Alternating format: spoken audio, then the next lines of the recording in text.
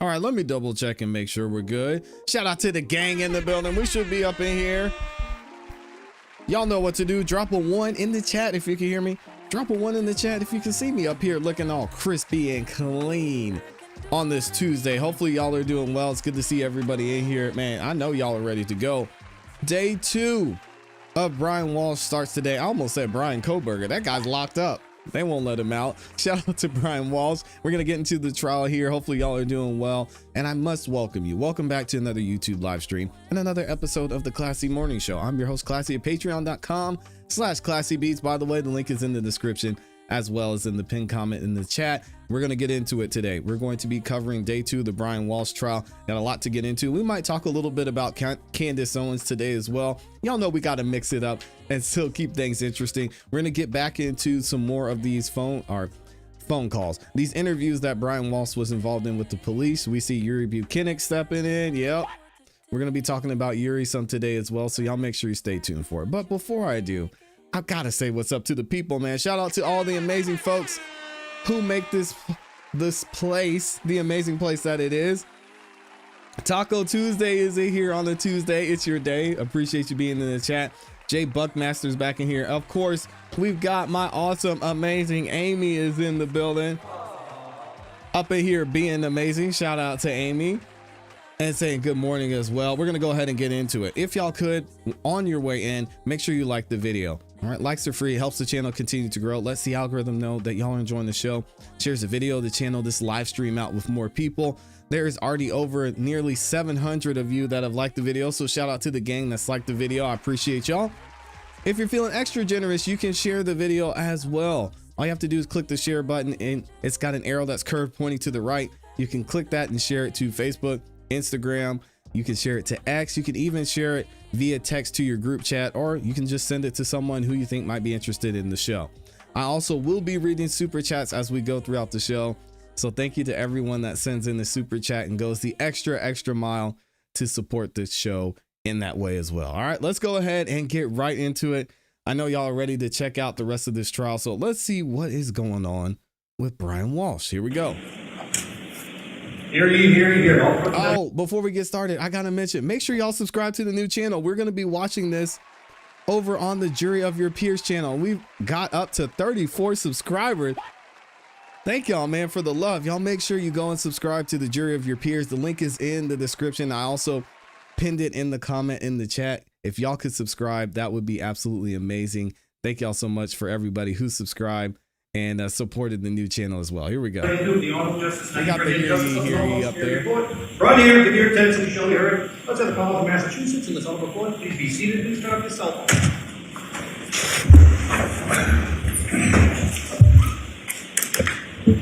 Good morning, jurors. Good morning. You had a good night. Jurors, will start today, as I promised, with the 4 questions. Jurors, were you able to comply with my order that you not do any research about this case?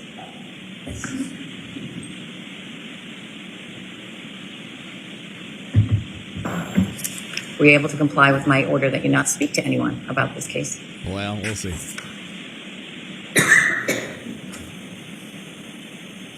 Have you stayed away from all social media and or news media?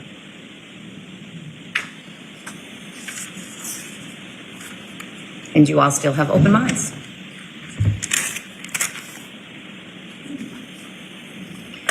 With those 4 questions all answered by in the affirmative by all 16 jurors, we're ready to begin today's work.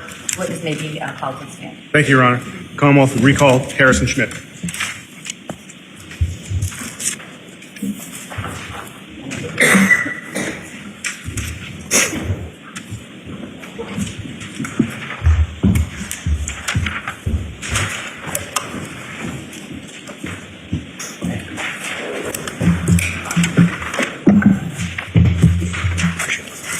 Sir, you understand you're still under oath? Yes, Your Honor. You may proceed. Thank you, Your Honor. Yesterday, we stopped an interview from January 7th at approximately 1 hour and 2 minutes and 35 seconds in. At this point in time, Your Honor, I'd ask to finish that recording. You may. Here we Ms. go. Gilman? Back into it. We've got about 40 minutes or so left of this recording. More than that, so. So she flew in on the 30th. Ms. Gilman, could you make it a little louder? When was her scheduled flight back? Tuesday morning. Thank you. Yeah, I don't know which Monday one. off because of one weekend. Yes, that was the understanding. Okay. And then, correct me if I'm wrong, you said on Friday 30th when she landed, she told you that she had a work issue she couldn't go back. She was alluding to things being very busy with stuff on Friday, and she was. I remember her being tired. Did she book a return flight earlier? Did she change the reservation? Did she book a new one? I don't see. Here's the thing. She sent me the flight coming to Boston, but she never sent me the return flight. All I know is that she told me she had a return flight on the 3rd. But I don't know what time or what that was. I assumed everything was just the way it was, and then she moved the schedule up 2 days, which is not the first time she's done that. I mean, it is the whole thing is a bit. I know it was odd, but considering the last couple months, it wasn't so much that I was like, hey, wait, what's happening? Whereas when I was talking to Jem was like, well, this seems insane. I was like, well, Jem, these are the things that I've been dealing with over the last couple months. So it wasn't something that I would be like, well, raise an eyebrow to. I was like, all right, all I did was further confirm that I got to get to see the kids. We got to work this out. It's too much stress on the whole family, and that was the main thing. I just wanted to be there all the time. So did Anna ever tell you when the return flight was booked, aside from the Tuesday flight? Say again? In other words, did she tell you which flight she was booked on the 3rd? No, but she always took the first or second flight out. And she had said she had already booked flights for January. But we were supposed to talk about that. And then she she did say she was changing a flight, but not this flight. She was changing a flight to Martin Luther King Day. So I don't know if she did that or if she didn't, but she's talking about changing that flight. Because she was going to come in Thursday night, stay Friday, Saturday, Sunday, Monday, leave Tuesday.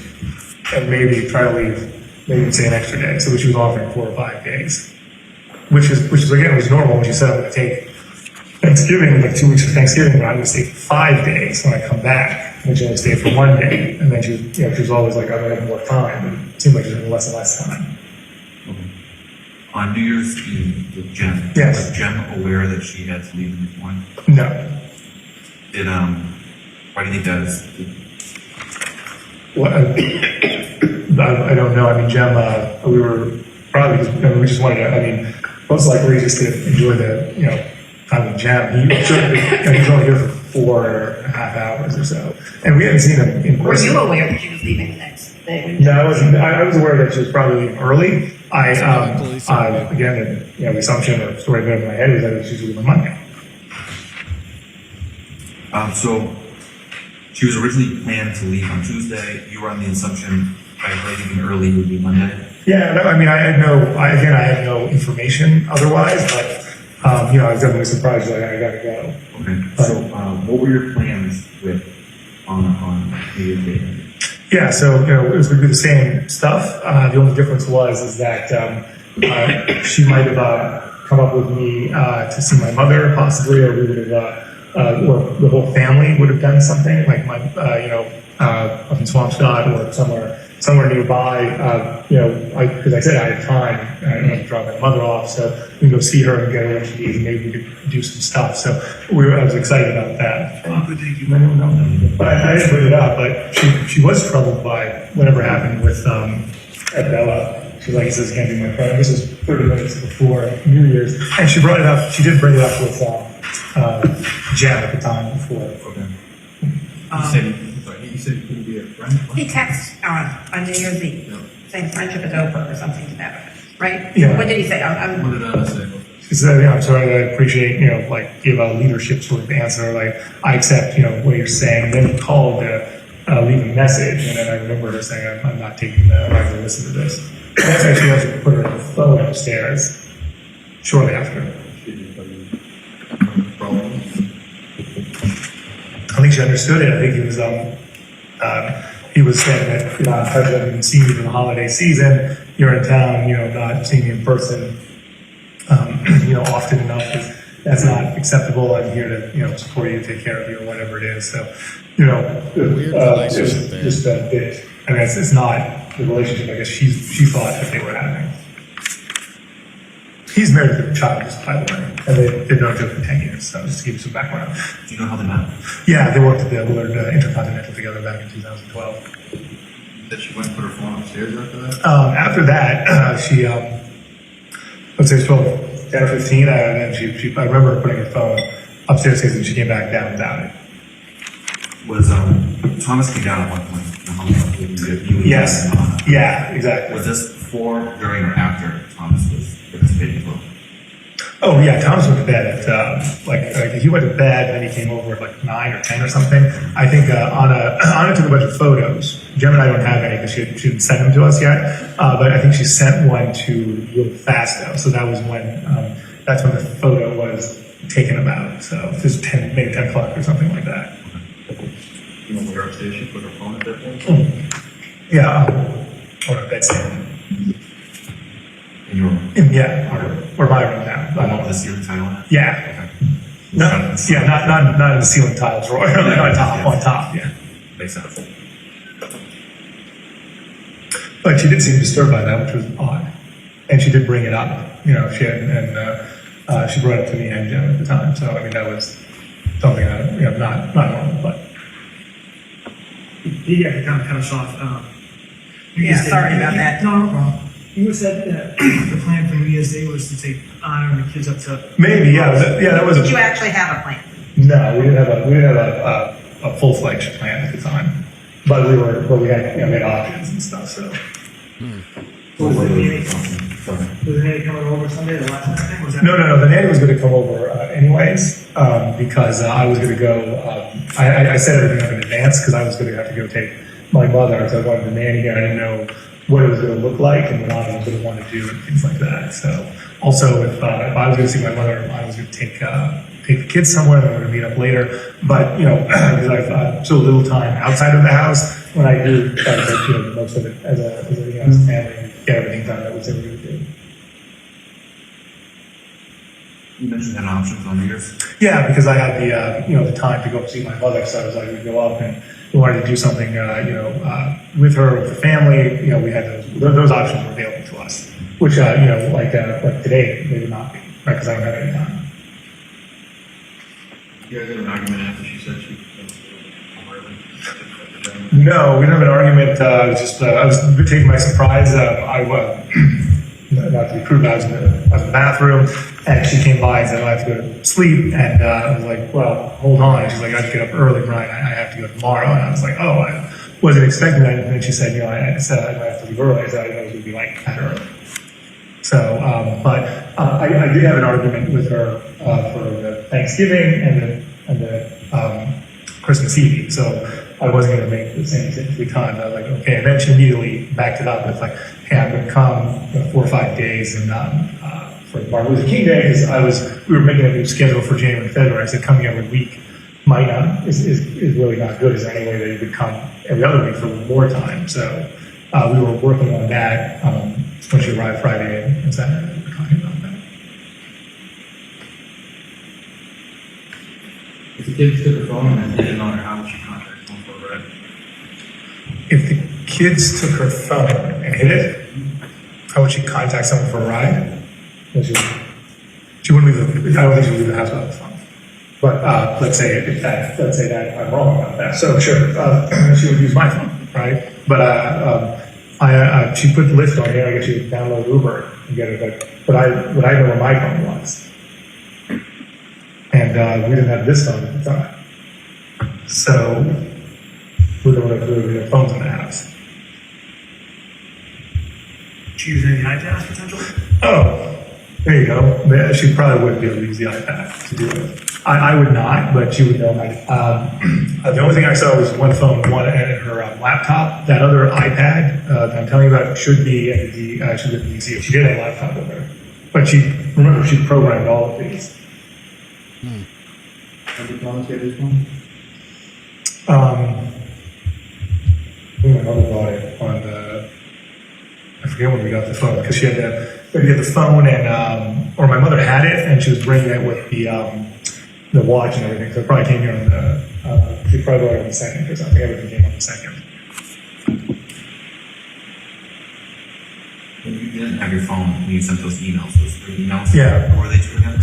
So Zach and Daniel, my business partners at Let's, my wife, my mother. How did you send those emails? My laptop.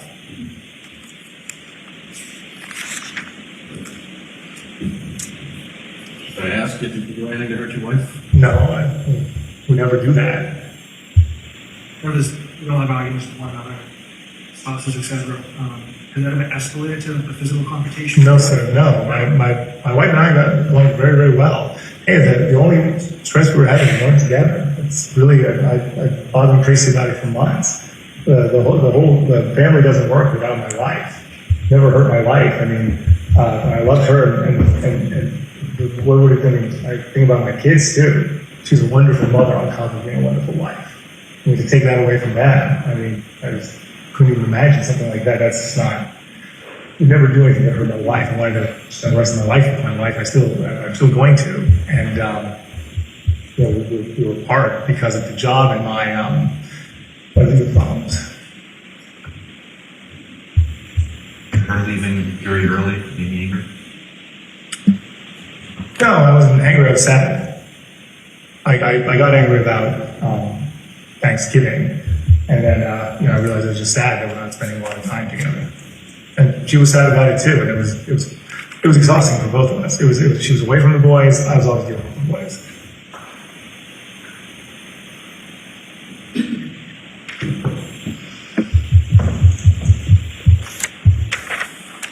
But my wife and I were a very good team. We agreed on almost everything. We agreed on I have to get to DC. Just didn't feel like we were the authors of our own lives. So that's why she wrote that on the thing. We have to be the authors of our own lives to make this happen, Brian.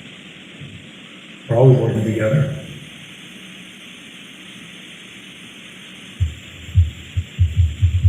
Brian was over there singing, man. Why was he talking to the police so much? In your mind, where do you think she is right now? I like a lot of people have said maybe she's at a spa, and she was under a lot of pressure. Doesn't really track with my wife. She loved her job and she loved her family, so she would always be focused on that. And maybe the country house like in Bela in Serbia, but I have no idea. I can't. I'm having a hard time imagining. Does she have any other identifications? She's got a Serbian passport or Serbian international identification cards. One with NIP. I haven't seen her use them recently. I don't know if they're in. I don't even know if the date is on them or the proper date. Other than Serbia, any other ties internationally that you should visit, or family or good friends? She's a language expert. She spent time in college in France, which she speaks perfect French, but she doesn't have any family, or if she has a friend there, I don't know if it's still there, Julianne, but other than that, that would be it. And then DC and Boston. And sisters in Canada, sure. They're asking for a broader.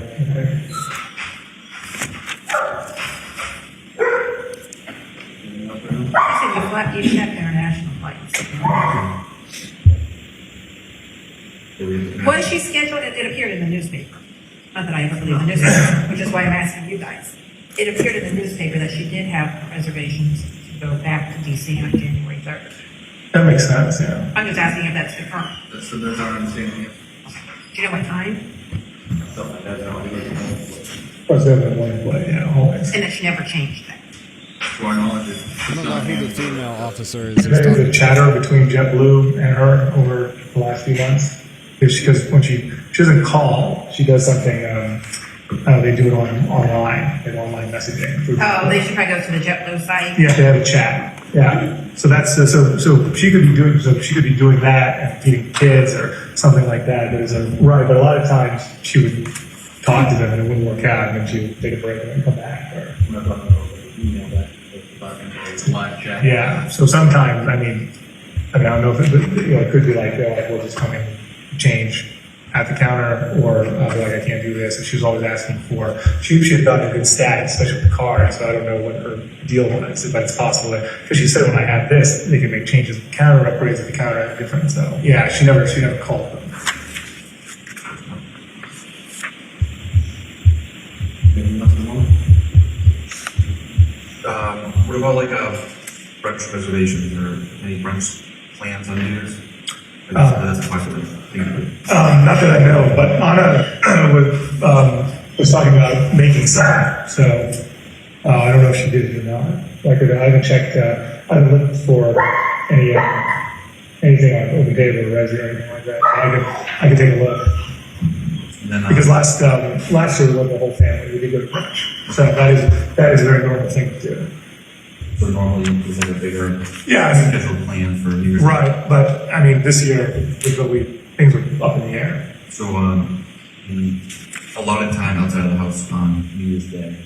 When did you put that request in? Was it a normal Thursday request? Yeah. No, always Thursday. Okay. And the request was from what, from 3 to 9? 3 to 9, yes. So there wouldn't have been brunch. No, yeah, we wouldn't have done brunch, but it was good. Just Would she have gone to brunch without you? No, well, short of left, no. I mean, if she were going home on January 3rd, would she have gone out to brunch with other friends or anything? No way, no. The only time when she was here that she saw someone without me was Rima. And I was only twice, she did that twice, that's the only, everything else we would do together or people would come to the house. The time together is very important for us. Folks friends in the area that Peter Kirby, do you think we should speak to as far as that new Anna Rockwell that she was close with that in the past? Peter Kirby, they went to the same leadership school together 3 years ago, and he lives with his wife and John Marshall. They've been calling for support.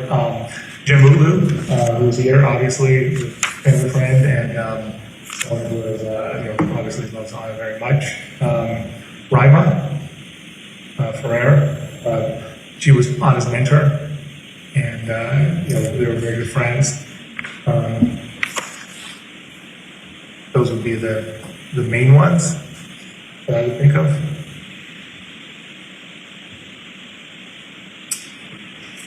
I think that's pretty much it for now. I mean, you're gonna have to obviously do like a dialogue and let that forth as you're getting told, and follow up questions, how you can imagine,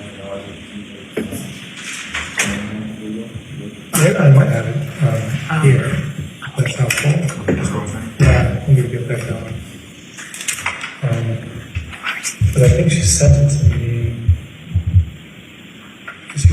What was that?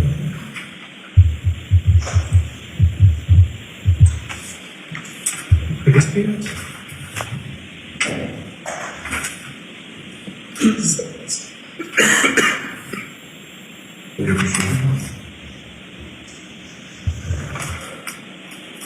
Where?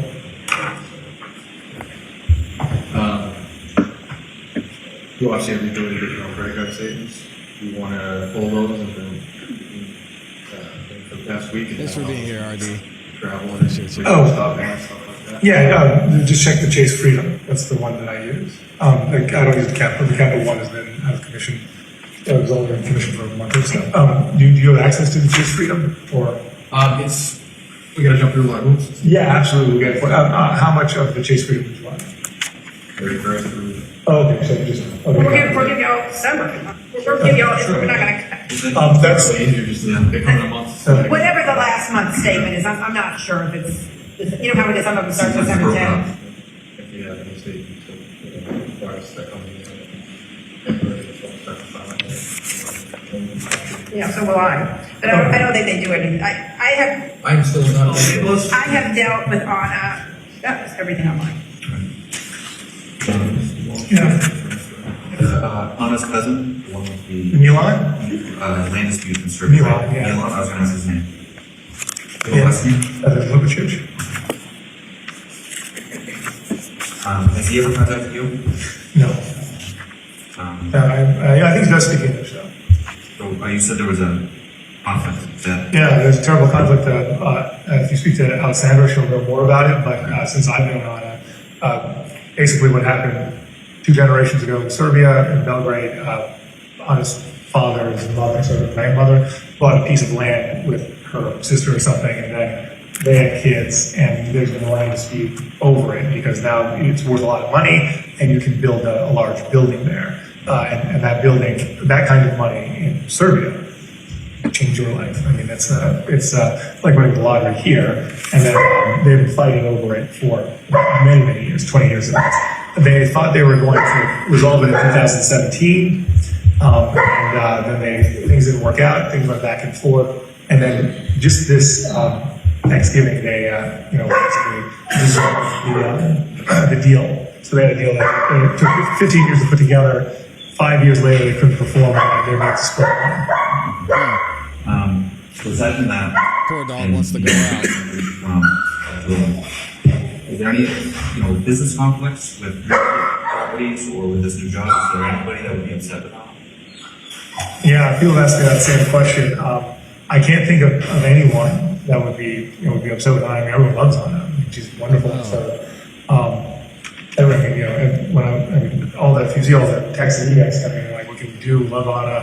I can't think of Give me a second, guys. I can't think of anything like that, honestly. That would be upgraded to anything like this, especially. Whether it's her fault or not, like any issues at work that comes up that somebody would be slighted? Not that I know. I mean, the only people I know are the people that she was working with, and she had a very good working relationship with everybody. No, again, it would be very hard to. No, I wouldn't have a name to give you for that. Okay. What about you? Any previous business partners, any current partners, anybody that would be upset with you that would want to try and hurt you in some way? Well, I mean, we love the guy in LA. Oh, but there's a civil lawsuit. Yeah. Well, A civil lawsuit is not the same as wanting to hurt you. okay, but There's a civil lawsuit in California. I don't think that reasons any. okay, yeah, I understand somebody suing you. Yeah. But Anna too. Trying to hurt your wife is different. Yeah. Right, but they're suing Anna as well, and he called Anna during the thing. So I mean, that's the one. That's one person. But I don't think so either. But that would. Could be the dangerous decision. Yeah. What is the law? At the gallery. Gallery thing. But he had Ron Ridley. Yeah. But he did call. He called Anna, and he brought her into the case. What do you say with all? Well, he sent her threatening email, Facebook text at one point. You stole from me. I know the police and the FBI. I'm coming to get you. Things like that. But that was 6 years ago. And we had, other than when I was arrested, he tried to contact her via Facebook or something, 2018. But we haven't heard from him since. What were you in contact?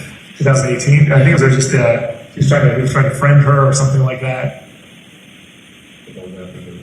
Criminal stuff started. That's right when the criminal stuff started, yeah. But that would be someone who, certainly I have a different situation. So him and there's Jean Lee in Korea, but highly unlikely. I mean, he's a son of a billionaire. I don't think he would. What in Korea? His name is Jean Lee. It's another person involved in it. Yeah. They're getting restitution and everything. Also, The guy is- Jean could care less. Yeah. Yeah, I don't think anything of that would rise to that. Yeah. Same with Arnaud Dubuis. And besides, they would be pissed at him, not. Yeah. Ron is the only one that tried to bring us Chung Lee is and what was the other name you said? was or the other person who Arnaud Dubuis, who's in Paris. He's a art dealer. Were they all partners in there? No, it's all separate situation. So why separate incidents? Like aside from Yeah, well, they're similar They're separated. separate incidents, and honestly, I don't think anything about his criminal case would have anything to do with this. I don't either, but I still want to. But those are the names of the players. And Ron was the one who did have contact with my wife, and did serve my wife at work. Okay, but if people have a problem with you or your wife, like those are people we want to Right. I understand that. Some of those people make it very controversial. If there's any involvement in this. Well, definitely Korea and France are pretty. I mean, he's the other guy's in LA, so. If anyone contacts you or some about this, We're can any like contact us? We will give you any information that we get. What was that truck was here last night? With out of state place? Was that a visitor or? Abdullah? What time did he arrive? Bell, yeah, he was. It was You late. called me. Yeah, I called you late, so you must have died. And how long was he here? 10 minutes, 15 minutes. But my mother saying it was 30. I was trying to. I don't think so. Yeah, I was trying to usher him out quickly. But he went. But at one point, he brought just he brought James Ryan, who was one of Anna's mentors 10 years ago, who I haven't seen in a decade. Big dogs in the Which is building. weird. What's up, And James? then, I was speaking to James, but he went over and spoke to the kids or to Zach, the kids from, but I'm hearing a lot, I'm talking with Anna's friends and you, if there is leadership, what exactly is going on with these groups that you guys are part of? yeah, so how to explain, it was something called Lost Breakthrough Academy, and it was it was a leadership training program. We formed pretty close relationships there, and we, as I said, we raised a lot of money through our community service projects, each from Loving Spoonfuls, Torch Foundation, things like that. So we've stayed connected. It was more than 3 years ago. I guess I started this month 3 years ago, and Anna graduated in February 3 years ago, so 2020. Well, it's a 4 or 5 month program, and then you get a graduation. And, you said that you've graduated or have a certificate of completion of your of work. So Okay. it's not accredited, to be clear. Is Adele is a member of that? He is not, no. He's not. But The guy Brian was? James Ryan, no. Yeah. I thought it said. A mentor from her when she was young at work. Yeah. Okay. And I had a good, someone that she considered. They, I guess they had spent time together, 4 or 5 months ago as well. When's the last time I went to that leadership group that you mentioned? Oh, yeah, it was 3 years ago now. The Yeah. last time she was part. Part of it, yeah, but we stay in touch. Okay. All right. But, Jen, Melissa, and Peter Kirby, all of them have gone through that training. But if you have any other questions, please let me know. Appreciate that. Anything from the pool today? No. Very, very cool. Okay. It is Oh, 15:36. Sherman. There Your Honor, you Yes. go. could the Commonwealth request that identification D is read into the record? Sure. So, George, from time to time, I will read you what are stipulations. They're simply agreements between the parties. I sometimes say they're facts you can take to the bank if the parties agree with it. I'm going to read such a stipulation now, marked for identification as Exhibit D for ID. At 5:18 a.m. on Saturday, January 7th, 2023, Cohasset Police Detective Harrison Schmidt received an email from Richard Walker 9984 at gmail.com, which stated, "We have the so-named Anna Walshe with us here. We had a deal worth $127,000. She messed up. We have her here with us, and if she doesn't pay the money, then she'll never be back. And we know that the police and the FBI are involved. Good luck finding us." Detective Schmidt received a second email from Richard Walker 9984 at gmail.com, which stated, "Here is Anna Walshe. Unless she pay the money we deal, she isn't coming back. Dang. Comma. Thanks and good luck." What is up with that? The second email had an image of a woman who was not Anna Walshe, and using an image search, police found the image on iStockPhoto.com under, quote, "kidnapped stock photos," end quote. On January 7th, 2023, police obtained a search warrant for data associated with the account Richard Walker 9984 at gmail.com.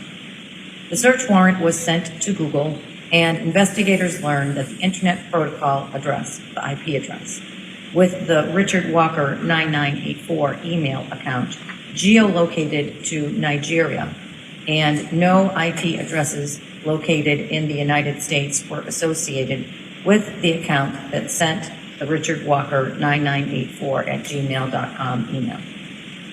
The Commonwealth is not alleging that Brian Walshe sent the Richard Walker 9984 at gmail.com email. So he said, Thank you, Your Honor. So Brian Walshe was sending emails to himself to make it look like Anna was being held for ransom. This guy. Is that what they're saying? So, Sergeant, a couple questions about that interview. Yikes. There's mention of an application Viber. Could you tell us what that is, if you know? It's a messaging application. And there's also mentioning of WhatsApp. Do you understand what that is? Yes, that's also a communication app. There was mention of a person named Abdullah. Do you know his name? Yes, Dula Al-Matari, And what is his relationship to Anna Walsh? a previous co-worker from the hospitality industry, There was also mention of Peter Kirby. What is his relationship to the Walshes? a family friend. During the interview, a dog can be heard barking. Where was the dog located in the home? In the crates in that sunken-in family room. And you had the opportunity to be at the home That was Chloe. a few times between the 4th and the 7th. What issues did you ever have with the dog? None. There was also mention of the pool today. What was going on at the pool that day? During that wide-scale search, we had drained the pool to get a better look at it. Now, after January 6th, when the Cohasset Police Department had a press conference, what happened to your voicemail and email? I was inundated with messages and tips from the public. Why is it that your voicemail and email were inundated? I was the point of contact for any information, so my department email and phone were listed and disseminated to the news and social media. And was Richard Walker email one of those things that came into you after that press conference? Yes. Now, Ms. Gilman, could we have what was marked yesterday as Exhibit 44?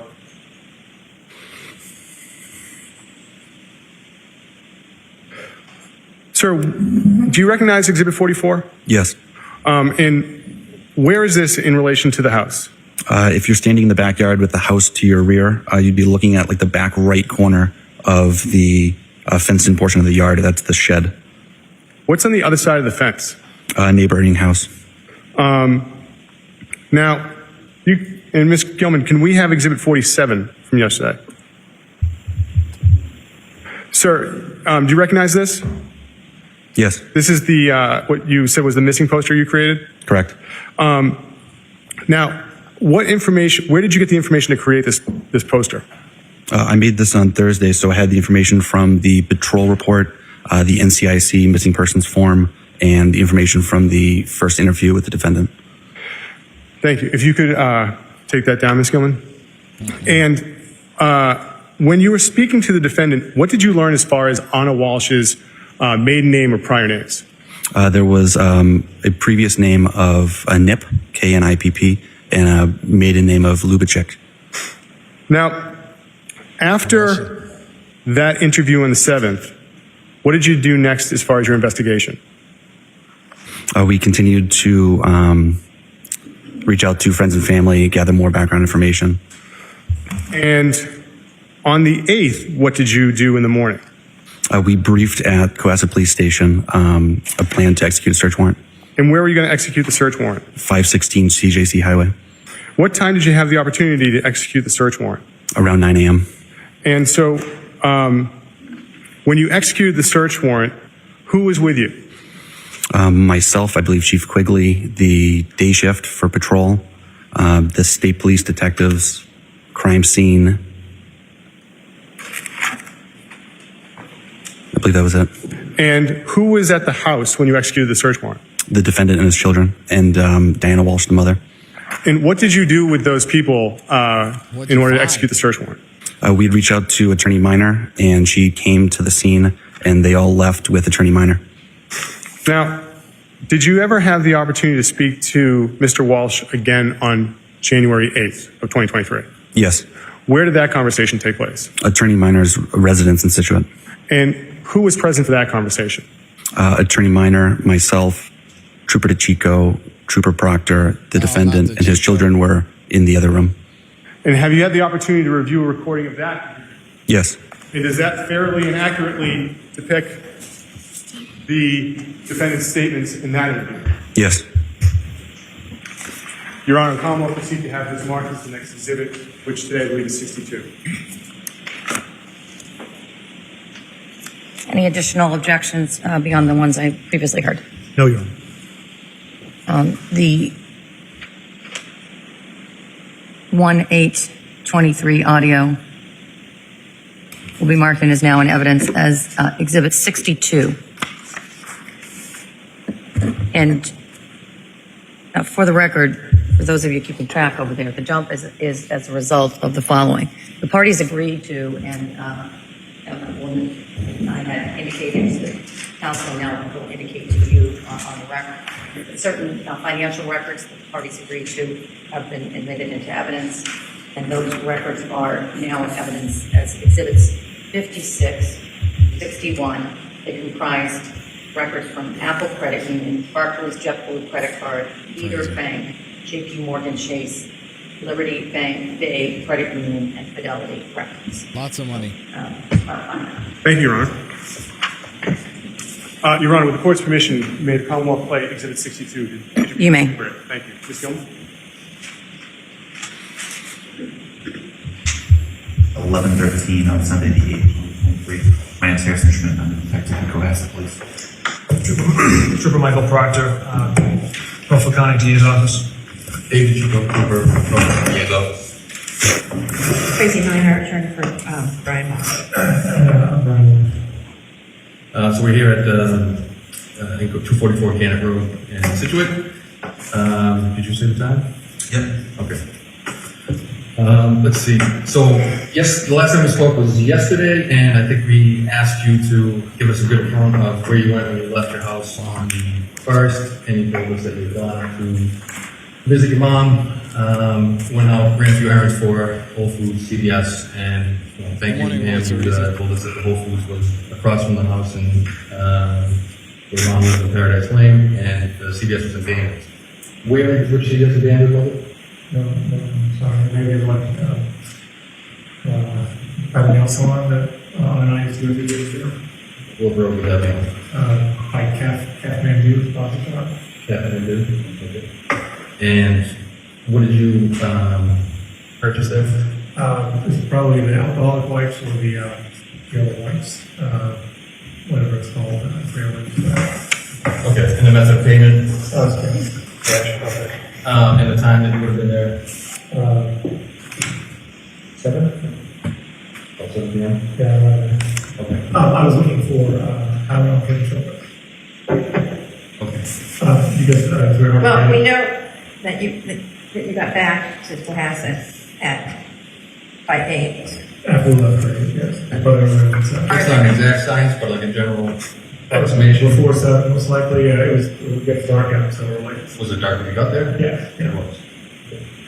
We did it before 6:30.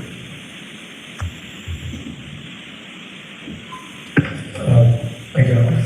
Okay. So So, it could have been at 6:30. did you go anywhere else other than that CVS and Dan's? That was the only place I went. In the whole group. And you went there Earlier. time? Yeah. That's why I've been going to Walgreens. Every time I go, my mother asks me to get alcohol for the kids. Every week, trying to get some. And on the 2nd, the only place you went was the press. On the 2nd. May I have a look at that? Shake, shows, press. eBay purchase. You get purchases for vegetables. Okay. Thank you for getting that together for me. Okay. So obviously there's a lot of electronic devices in your house. You've been kind enough to consent to downloading several of them. One of them being the iPad mini that's Thomas's. Is that right? Now on previously you told us that Thomas had gotten up on New Year's Eve and spent some time with you, Jim and Anna, and then you'd gone to bed, right? And that's what, like 10, 30, is that correct? Around there. Around there. Talking about what happened to Anna. The photo that was sent by Anna. Excuse me. Do you use any other devices in the house? I use my phone, and Anna and I only use our phones, and everybody deserves it, but I only use the gold laptop. The gold laptop? Is that an Apple or? Everything we have there, Apple except Anna's work computer was an Apple. So again, we downloaded the iPad mini, and you've been fairly consistent in your story, your account in the morning. You said that Anna gave you a kiss at 6:30 in the morning. That's So correct. you say that, and then where do you want to make breakfast? That's correct. That's correct. So how do you explain at about 4:54 in the morning, the iPad mini is querying There's 10 best ways to dispose of the body. Should have stopped talking. 54? I don't, I have no idea. Thomas is asleep. And Well, he's using an iPad. Thomas is in his room with the iPad. Thomas is usually, I mean, I don't use that iPad, so that's really weird. He's 6, right? Yeah, He's, he does not have the, is he the average intelligence for a 6-year-old? oh, no, it's so, yeah. Okay, but 6-year-olds typically, I mean, I have a 4-year-old who's has a hard, he can't spell his last name. No, 6 is exactly. obviously way more advanced. If you have a 6-year-old who, you know, there's no. Obviously not. Okay. There is dozens of searches in that iPad on the morning of the 1st that ask how to dispose of the body, how to get blood out of hardwood floors, how to dispose of the body in the trash, Dang. how to stop the body from decomposing, and how do you explain that? I have no idea. So you're not using that iPad? No, sir. I mean, only to get it for his speaking meetings. Okay. I left at 6, right? That's what I read, yeah. So throughout the afternoon on the 1st, when I was gone, the device continues to query how to get blood stains, does blood remove, does the dishwasher remove blood from a knife, so on and so forth. These queries continue on January 2nd, 3rd. I saw his number of body, things of that nature. Wow. It is 11:21, still January 8th, 2020. Sergeant, after that interview was over, what did you do? We went back to the ClassE police station. If you could keep your voice up, sir. Sorry. We went back to the ClassE police station. And did you ever have the opportunity to see Mr. Walsh again that day? Yes, About what time? about 4 p.m.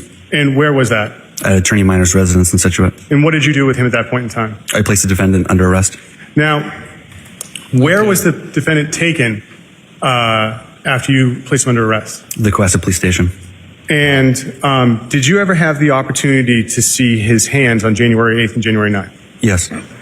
The Commonwealth would seek to publish what's been marked as Exhibit 48, which is file number 7697. That's one of the previously admitted exhibits from yesterday morning, yes? Thank you, Your Honor. You may publish it. Wow.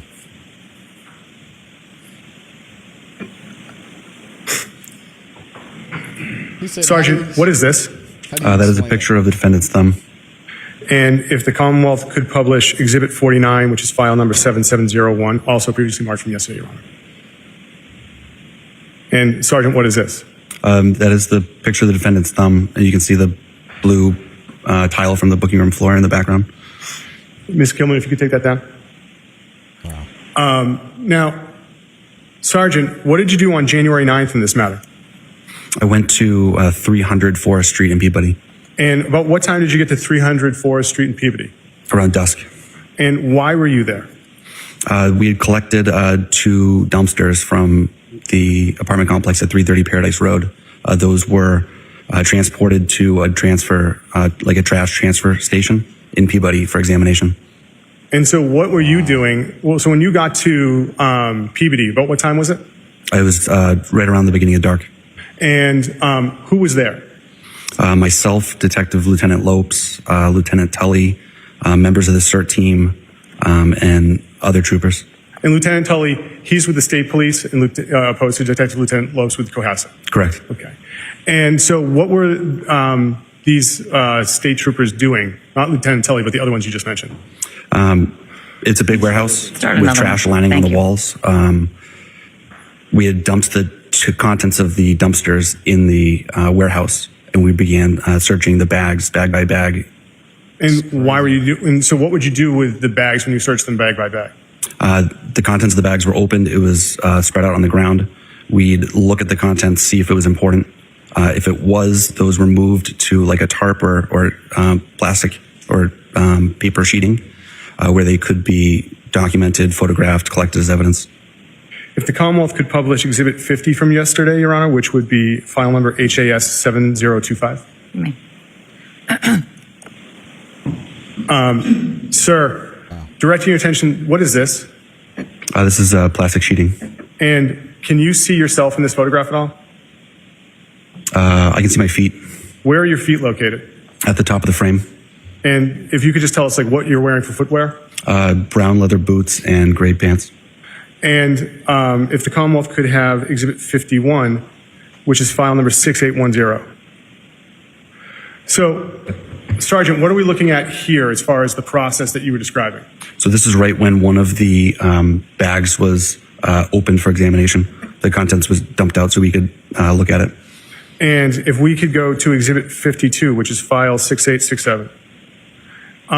Now, what are we looking at here in relation to the previous photograph? Those are the contents moved to like tarp and plastic and paper sheeting so they could be further examined. And He didn't even try. the boots, do you know what brand those are? Hunter boots. And Ms. Gilman, is it possible to zoom in on the white piece of paper underneath the purse?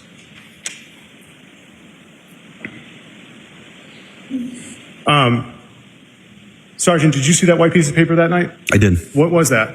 That's a COVID-19 vaccination card with the name Anna Walsh on it. If you could close out of that. Now, Sergeant, did you ever have the opportunity to review financial records in this matter? Yes. And you said that you'd been working on that during your investigation, but you've also looked at them since then. Isn't that correct? Correct. Okay. At this point in time, Your Honor, the Commonwealth would ask to publish page 6 from Exhibit 56, Apple Credit Union. You may publish that page, yes. Thank you. This is from the Apple Credit Union. Yes, Your Honor. Sergeant, do you see this statement? Yes. All right, Sergeant, what is the date for this statement? The ending date is January 31st, 2023. And Sergeant, and Ms. Gilman, if you could scroll down. Sergeant, do you remember what the outstanding balance was on the account? I believe it was overdrawn by over $800. And Sergeant, regarding the payments on this account, do they bear any similarity to the other withdrawals on the other months? Yes. What's those? Rockland FCU, that payment was reoccurring. Pepco payments was reoccurring. Leader Bank Online was a reoccurring payment. And, Your Honor, at this point in time, the Commonwealth would seek to publish page 8 from Exhibit 57, the Barclays JetBlue card. You may. Thank you, Your Honor. Here we go.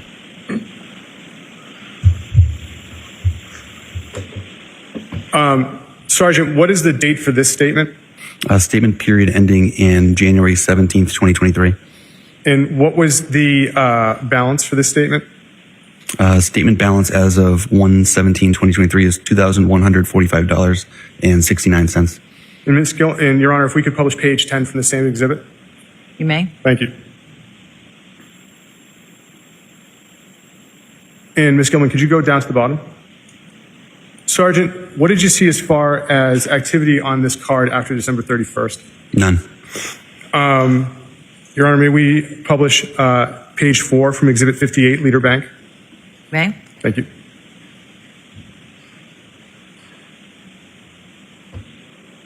Sergeant, do you recognize this statement? Yes. What is this for? This is a mortgage payment for investment property. And do you see an address associated with it? Towards the bottom. Yes, the collateral property is a condo at 35A Turdor Street, Unit 35A-5, Lynn, Mass. Sergeant, in the interviews you had with the defendant, there were discussions of properties. What other properties were there that Anna Walsh or the defendant had access to in Massachusetts? There were Lynn rental properties. And if we could close out of this, in Your Honor, with the court's permission, may we publish page 45 of J.P. Morgan Chase, Exhibit 60. Oh, I'm sorry, Exhibit 59. Page 40? 45. Page 45. You may. Thank you.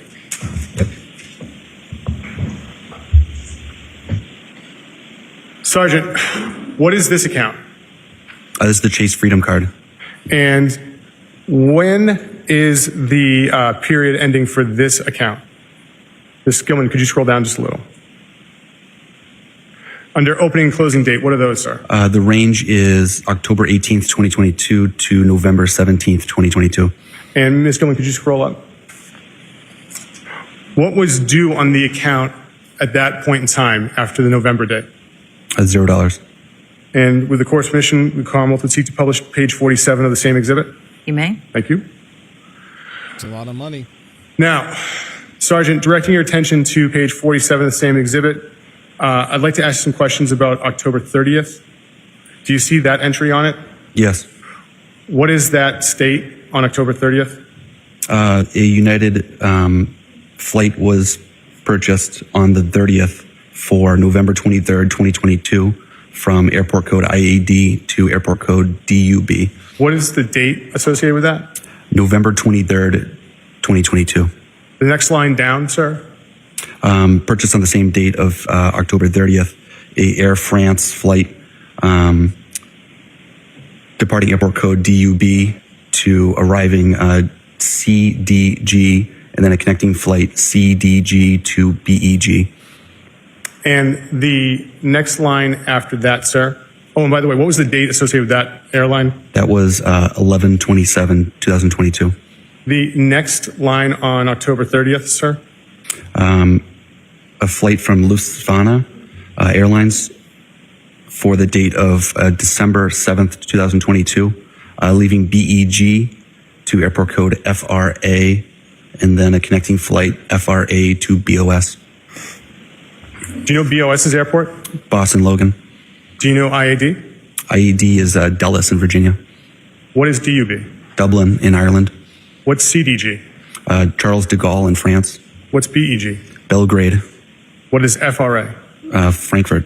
Now, if the Commonwealth could publish page 97 on, one moment.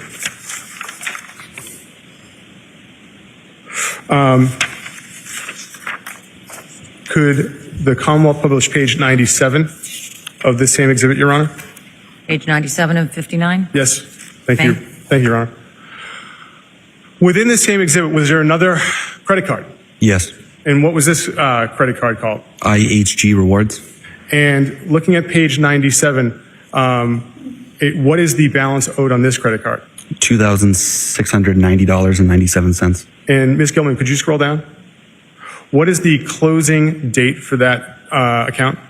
January 23rd, 2023. And Ms. Gilman, could you scroll down some more? What is the name on that account? Anna Walsh.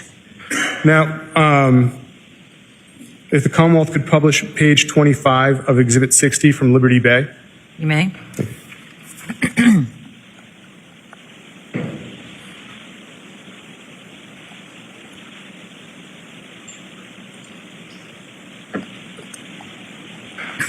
Do you recognize this statement, sir? Yes. What is this? This is a Liberty Bay Credit Union statement ending in January 31st, 2023. And who's the name on this statement? Anna Walsh. And what is the balance on the statement? $3,388.98. And do you see those withdrawals on January 3rd and 4th? Yes. Do they have any similarities to other withdrawals and other statements within this exhibit? Yes, the MLS property was reoccurring every 3 months, and the WJ Management and Great North Prop were reoccurring monthly. The Commonwealth could publish page 7 of Exhibit 61, Fidelity. You may. Thank you, Ron.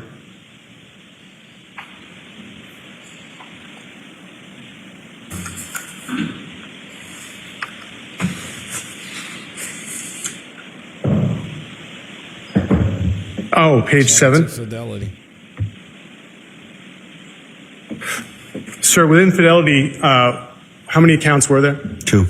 And do you recognize page 7? Yes, this is account ending in 5493, a IRA account. And who's the name on the IRA account? Anna Walsh. And what is the date of the investment report? February 1, 2023 to February 28, 2023. And what is the account value at that point in time? $93,615.82. And if the Commonwealth finally, Your Honor, could publish page 118 from the same exhibit? You may. Thank you. What account is this, sir? This is an individual investment account ending in 5491 for Anna Walsh. And what is the investment report date? February 1, 2023 to February 28, 2023. And what is the account value? $117,719.74. Can you take that down, Ms. Gilman? Your Honor, may I have a moment? You may. Take your time. May I have G, please? G for identification. Another stipulation. Yes, may I have G, please?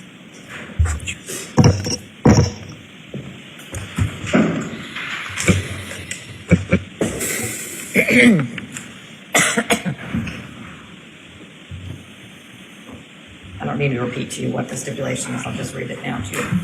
Shout out to Brian the Walsh judge. was arraigned in United States District Court in Boston, Massachusetts on May 11, 2018. On April 1st, 2021, Brian Walsh pled guilty to indictments for wire fraud, interstate transportation for a scheme to defraud, and conducting an unlawful monetary transaction.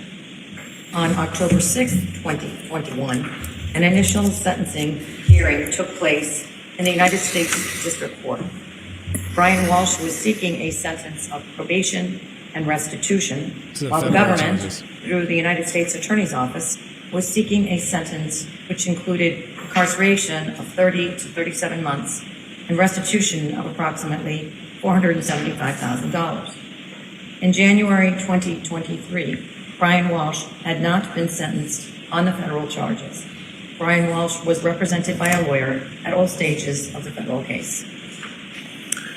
And I have one last question, Your Honor. Sergeant, what are the closest hardware stores to 516 Chief Justice Cushing Highway? On Route 3A, to the north is Hingham Lumber, about a mile away. And to the south is Aubuchon Hardware, also in Cohasset, about a mile away. Nothing further, Your Honor. Okay, there it is. They brought the receipts. They laid it out. They got Brian lying and talking to the police. Now we get to hear from the defense. Let me know what y'all think about this so far in the comments in the chat. Oh, man. It is time for cross-examination. The first cross-examination of this Brian Walsh trial. Y'all get ready for it. Check it out. See what they have to say. A cross-examination. Yes, Your Honor, thank you. You may proceed. Morning, sir. Good morning, sir. Those financial records that were just displayed to the jury, tell us in your own words, what's the significance of those? It goes to the totality of the circumstances in the investigation. It gives us background and just an understanding An understanding of what? of the entire investigation. Well, what those records show, isn't it, is that there was a lot of automatic payments being made. Yes, Those records do not show any withdrawals reportedly by Mr. Brian Walsh. correct.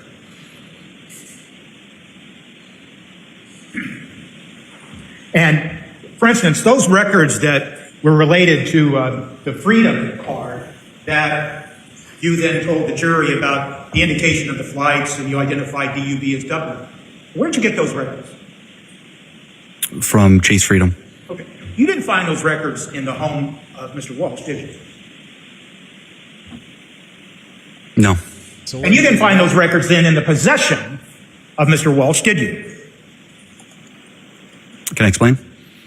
Can you answer the question? I can. What is it? Physically in his possession, no.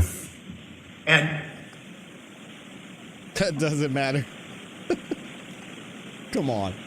when you were talking and asking Mr. Walsh questions, both on January 4th, January 5th, and later on January 7th, and then on January 8th, he never once told you anything about Anna Walsh being in Dublin, or he was suspecting that she was in Dublin, or anything of the sort. Correct.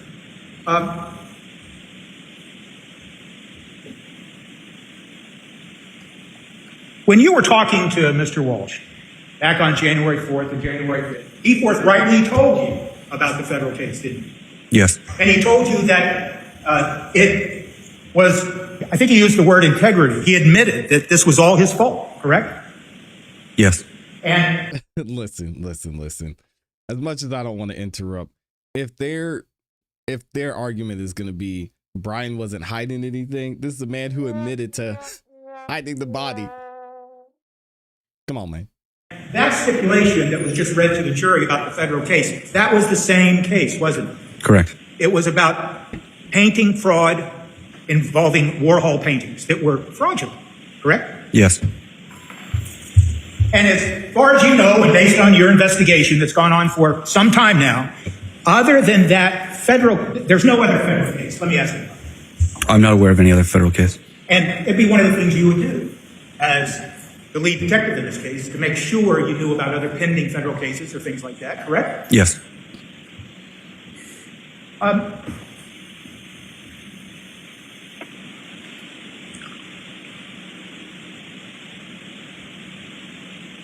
Let me just ask this. You told us that on January 8th, around 4 p.m., you returned, was it to Attorney Minor's home and placed Mr. Walsh under arrest? Yes. And it's fair to say that once he was placed under arrest, is it fair to say that he remained in custody? Yes.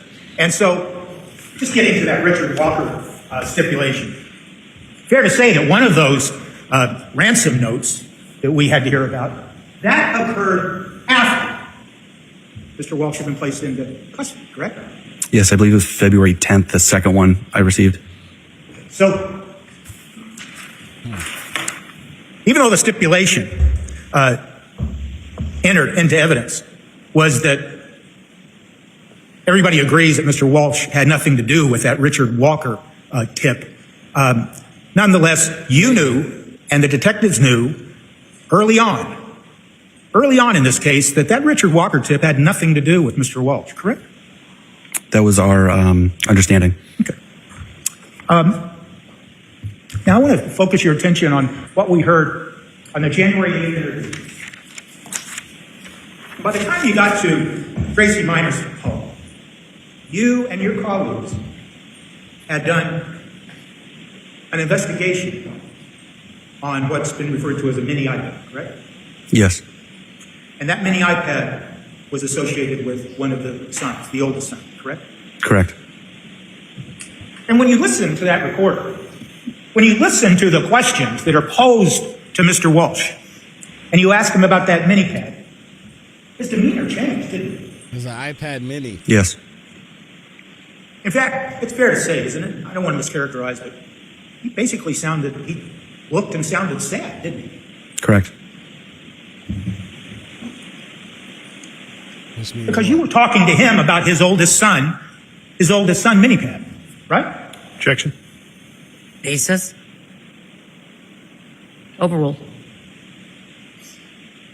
I'm sorry, can you repeat the question? You were talking to him at the time about his oldest son's mini pad, correct? Correct. And he basically answered you, I don't know anything about those searches, right? Correct. You've learned in your investigation of this case, haven't you, that the searches that you were asking Mr. Walsh about at that time, those searches were not, in fact, conducted on the mini iPad that was associated with his son, correct? Yes, they were synced to that, but they did not occur on that iPad, is my understanding. Right. So now your investigation was able to determine that whoever conducted those searches, of course, your investigation revealed that it was Brian Walsh. He never used his young son's mini iPad to conduct any of those searches that we've heard about, correct? Uh-oh. Correct. And so when you asked him about that mini iPad belonging to the son, his demeanor changed and he looked sad, correct? Yes. So what, the son did it? Those. Okay. Yes, sir. Those two exhibits that were shown, Exhibit 48 and 49, they showed what appeared to be cuts on the hand of Mr. Walsh, correct? Yes. You have no idea how those cuts occurred, do you? Correct. You don't have any idea when they occurred, do you? Correct. Well, I do know they occurred before the photo was taken, obviously. I'm sorry? They occurred before the photo was taken, obviously. Yes, obviously.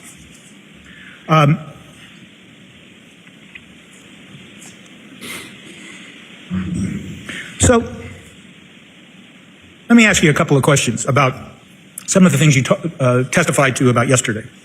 That's your job. One of the things you testified to is at some point after going to the home and talking to Mr. Walsh on January 4th, you and I believe it was Detective Lawrence? Officer Greg Lawrence. Okay, Lawrence. You went and you surveyed the interior and the exterior of the home. Yes. And one of the things that you were doing was, as a trained law enforcement officer, you were looking for anything that might give you a clue or anything suspicious or anything like that. Correct. And that's how you're trained. Yes. And you're a very competent officer, aren't you? I think so. And in this case, you exercised that competency. And when you saw, for instance, that Volvo out in the parking lot, you walked out there and you looked inside the Volvo, correct? Correct. And is it fair to say that Mr. Walsh was with you at the same time? Yes. And you made note, and you told this jury about it, you made note that you saw a piece of plastic sheeting lying in the back of that Volvo, correct? Yes. And you even made I don't know note how they of missed what you that. described as a seedling that had fallen down into that sheeting. Yes, that's what I remember. And eventually that sheathing was eventually seized, wasn't it? I'm sorry, I didn't hear that. It was last part. eventually seized. It was taken. That plastic sheeting? Not to my knowledge. Okay. Was there other plastic sheathing that was subsequently seized? Yes. And did that subsequent seized sheathing that matched the sheathing that you observed in the Volvo? It looked familiar. I'm not aware of any scientific comparison from one sheeting to the next. Okay. But I guess it's just fair to say that when you were looking around and you looked at that Volvo, Mr. Walsh didn't keep you from looking inside, did he? Correct. Child-proof latches that we heard about yesterday. Is it reasonable? If we doubt? could have Exhibit 34 brought up, photo number 7335.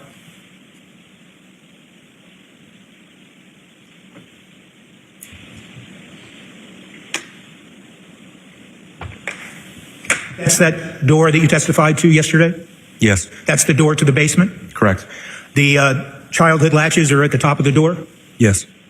Anybody can undo those latches as long as they're tall enough to reach them?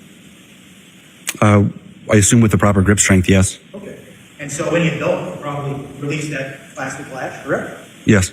And as far as you know, on the door handle, there was no key lock or anything of the sort preventing somebody from going down into the basement? I don't recall a key lock on that door. And when you saw that door for the first time, was it open or shut? I don't recall. Okay. We heard some evidence yesterday about a hole in the ceiling in Mr. Walsh's bedroom, correct? Yes. I'm sorry, you can take that exhibit down. I apologize.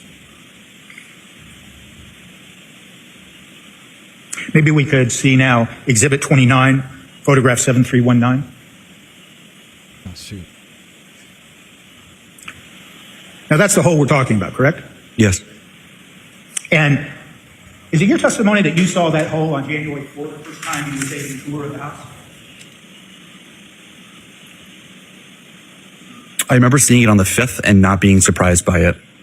And all you mean by that is, I could have seen it, but I'm just not sure.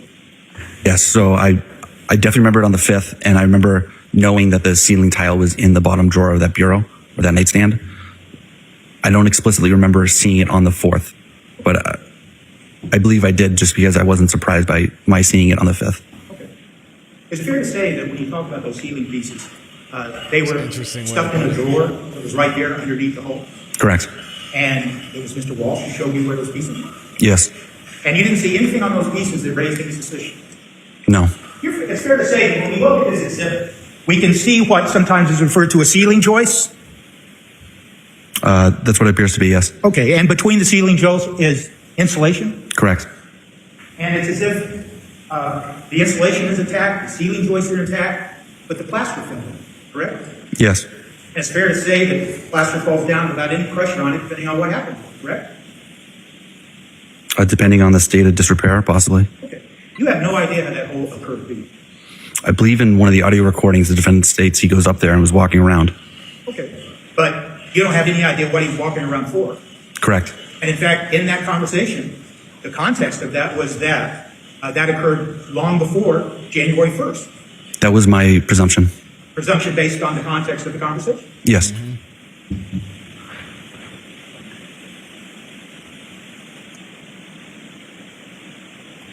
That insulation that we see, is it fair to say that what we're looking at is the paper wrapping that covers the fiberglass that forms the insulation? Yes, the vapor barrier portion of the insulation. And is it fair to say, do you know, well, that's a terrible question. Do you know that the insulation that we're looking at in that exhibit, what color it is when you look at the fiberglass insulation? I remember it being pink.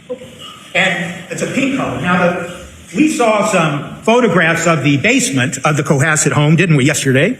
Correct? Yes. And in those photographs, it also showed photographs on the ceiling to the basement, correct? Correct. And that ceiling also had insulation, correct? Correct. And that color of that insulation was also pink, correct? Correct.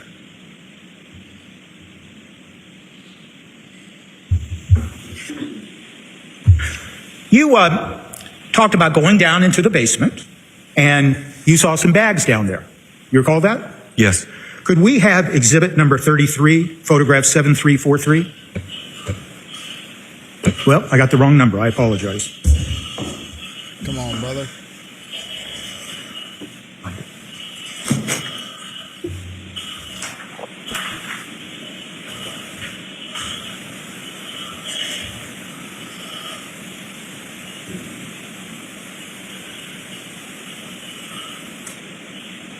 Well, I think I'll just ask you questions. I apologize for all that.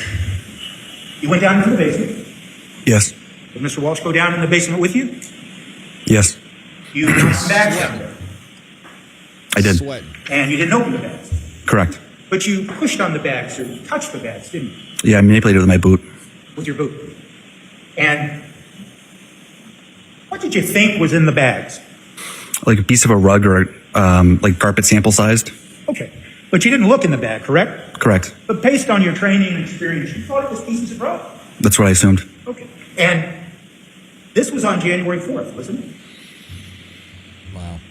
It was either the 4th or the 5th. Okay. Whether it's the 4th or the 5th, there were still bags down there in the basement that may have contained pieces of rug. Correct. And Mr. Walsh was right with you when you were using your boot to touch those bags, and using your training and experience, determined that feels like they have rug pieces in them. Correct. And down in that basement, those stairs, they're wood stairs, aren't they? They are. And did you notice the very bottom stair to the stairway to the basement? It was cracked or broken.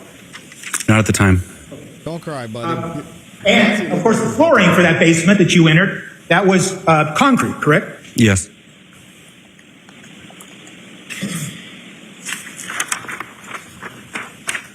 You were asking questions both yesterday and today about the pool that is in the rear part of the home at Cohasset, correct? Yes. And at one point, you looked at the pool and it had water in it, and then subsequently, it had been drained, correct? Yes. And as far as you know, nothing of any significance was found in that pool, correct? Correct. And in fact, you would be interested to determine if there was any evidence that a substance like blood had been placed in that pool. That'd be one of the things you'd be curious about, Yes. correct? Yes. And after you and your fellow officers had uncovered the searches that we've heard some about, you're aware of a search, aren't you, that was found on the MacBook that talked about something about how you measure blood in a pool or some words to that effect? Are you aware of it? Yes. And so there was never anything found of any significance in the pool, was there? Not that I'm aware of. And in fact, I think it was, you talked about a canine search in the back area, correct? Yes. And that canine is a human scent canine, correct? It's a patrol and tracking dog. And it didn't hit on, if that's the proper term, it did not hit on anything in the backyard whatsoever. I believe the canine was on the outside portion of that fenced-in backyard doing the track. Okay. Doing the track. Okay. It didn't hit on anything significant or related to your investigation of this case today. No.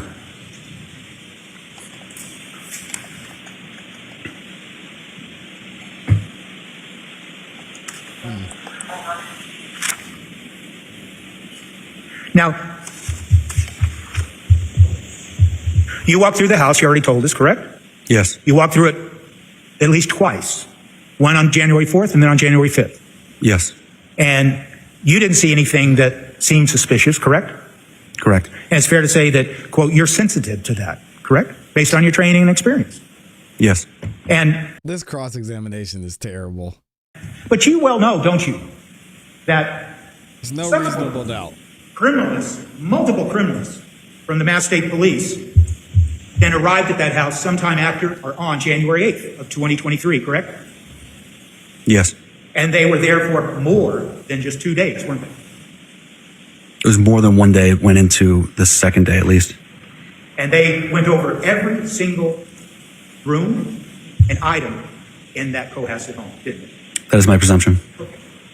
And so even though when you, as a trained and experienced officer, walked through that house a couple of times and didn't see anything, still there was trained criminalists that came to the house to conduct testing and searching for anything that might be significant, correct? I'm sorry, can you repeat that?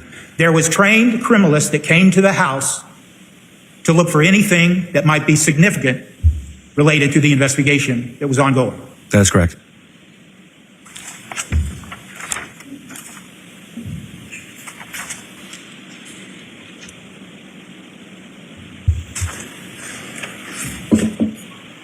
What's your point, brother?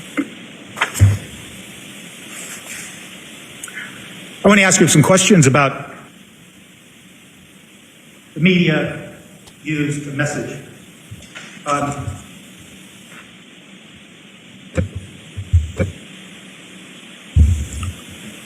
There's no such thing as something called iMessenger, is there? What? I'm familiar with iMessages, Right. like Apple-to-Apple communication. Right. So my question is rather simple. There's no such thing called iMessenger, correct?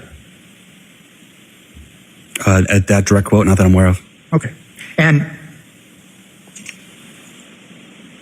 when you were talking to Mr. Walsh on January 4th, he used the term iMessenger, didn't he? It was either iMessenger or iMessages. Well, you were asked about that when you testified before the grand jury, weren't you? I don't recall. Likely. Well, you recall that at the grand jury, based on a series of questions, you determined and stated in part that when Mr. Walsh was talking about iMessenger, he was really talking about Facebook Messenger. The context of that portion of the interview did seem as if it was because we're on the Facebook subject and social media subject. Okay. And when he was talking to you and saying, well, some messages would come up on his phone that were intended for Anna Walsh, he was talking about, quote, iMessenger. That's the phrase he used, correct? I believe so. And then Messenger, once again, has to do with Facebook, correct? That was my presumption from the context of the conversation. And so you are unaware, as you sit here today, that there is any forensic evidence that Mr. Walsh ever saw the messages or any messages that may have occurred between Anna Walsh and one person named William Festa, correct? Can you repeat the wording of that just so I have it clear? You are unaware of any forensic evidence that establishes that Mr. Walsh saw iMessages that may have been sent between Anna Walsh and William Festa. I don't recall any digital forensics related to what you're describing. Okay. And in fact, are you aware of the use of Messenger in the context of Facebook? Yes. And is it fair to say, just correct me if I'm wrong, that somebody can friend somebody on Facebook and then they can trade messenger communications, correct? That's my understanding, yes. And anybody who is a friend will see those messenger communications and can respond to them? In the context of Facebook Yes, in the context of Facebook. messages, my understanding is messages between people would be only between the people that are included in that message. Well, when you talk about message, are you talking about messengers? The format used by Facebook Messenger, yes. It's fair to say that if someone's trying to hide an affair, they don't communicate using Facebook Messenger that might be open to people that they don't want to find out about an affair. Objection. Sustained. What kind of question was that? You are unaware, as you sit here today, of any forensic evidence that indicates that Mr. Walsh saw any Facebook Messenger communications between Anna Walsh and William Fasto, aren't you? Correct.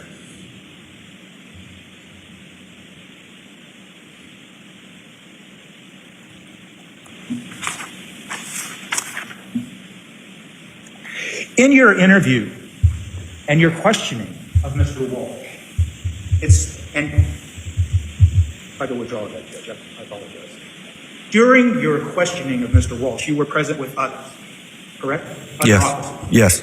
Well, sometimes when the jury heard that questioning, it wasn't you asking the questions, it was other officers, including Trooper DeChico, correct? Yes. But during those questioning, you were asking, and when I say you, I mean you or your colleagues, you were asking Mr. Walsh for names of people that might be helpful, correct? Yes. And he gave you a number of names, people who he knew Anna may be friends with in D.C., and names of people that she might be friends with in the Massachusetts area, correct? Correct. And one of the names that he gave you was William Fasto, correct? Yes. And you are aware of the fact that William Fasto sold the $1 million townhouse to Anna Walsh and Brian Walsh, correct? Yes. And when Mr.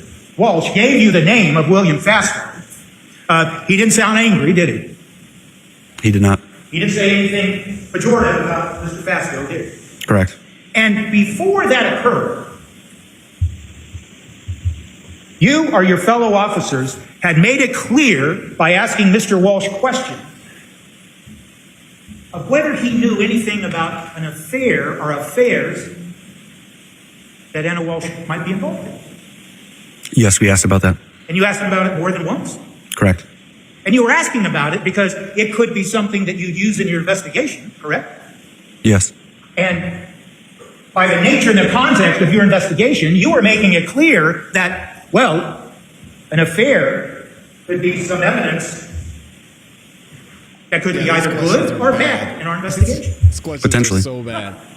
And so, anybody who's trying to hide the fact that they knew about an affair that could be bad evidence, you wouldn't expect them to give you the name of a person that they knew was having an affair with their wife. Objection. Sustained. Well, isn't that part of your training and experience, officer, that you don't expect people to give you harmful information when you're asking them questions? Objection. Sustained. In any event, you had made it clear to Mr. Walsh that evidence of an affair could be either good or bad, correct? Can you repeat that? But you made it clear, you and your colleagues, in the multiple questions about an affair, that evidence of an affair between Anna and somebody else could be good or bad evidence. I don't recall speaking about an affair being good or bad. In any event, we can all agree that he just gave you the name of William Fasto in the context of anybody that she may know, Anna, may know in the D.C. area, correct? Correct. Along with other names, correct? Correct.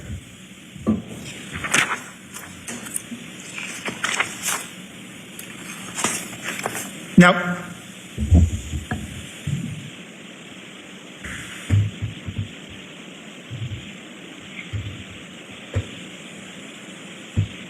on January 7th, during the interview of Mr. Walsh,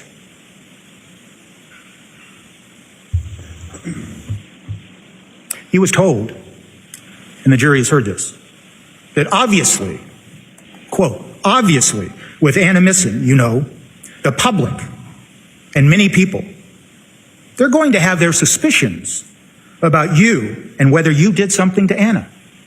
That was told to Mr. Walsh on January 7th, wasn't it? Correct.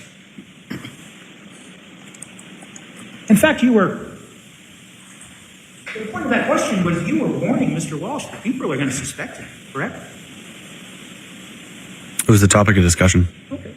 And so it's true, isn't it? When something happens like a missing person, people don't believe somebody that they think might be responsible for the missing person, correct? Objection. I'll have the question back. I'm sorry. I'll have the question back. Sorry about that. I'm Or sorry. new question. Sure. Oh, I'm sorry.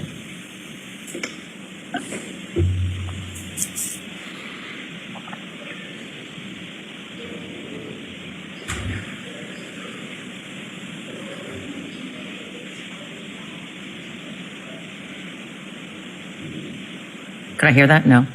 If I was supposed to. Maybe I'll, the best thing to do is withdraw the question and start over. Start another one. Thank you. Technology. This brother's struggling anyway. You were warning Mr. Walsh This cross that is people weren't bad. going to believe it. I didn't make that statement, so I was not warning him that. Okay, but you were there with your colleagues, correct? Yes. And your colleague, I mean, from the context of it, you understand that your colleague was telling Mr. Walsh, people aren't going to believe you, so they're going to be suspicious.